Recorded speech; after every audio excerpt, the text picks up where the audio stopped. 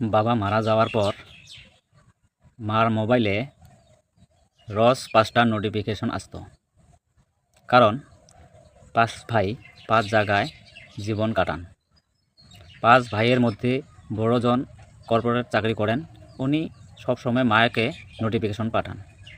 দ্বিতীয় ছেলে কোম্পানিতে কাজ করেন, উনি সন্ধ্যা সময় মাকে নোটিফিকেশন পাঠান।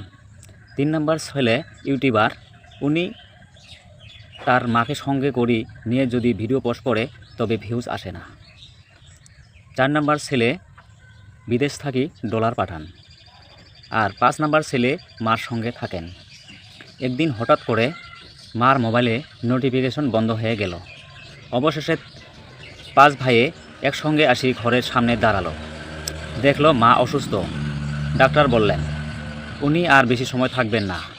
অবশেষে মায়ে ছোট ছেলের হাত ধরে বলল, আর আমি থাকবো না, তুমি আমার সঙ্গে সাথী ছিলে, তুমি আমাকে দেখাশোনা করছো, তুমি এই মহান।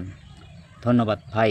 এই ভিডিওটা থাকি বোঝা যায় বিদেশে থাকি টাকা পাঠাইলে মা বাবা শান্তি থাকে না, যে মানুষের সেবা করে সে বড় বোঝা যায়। ধন্যবাদ।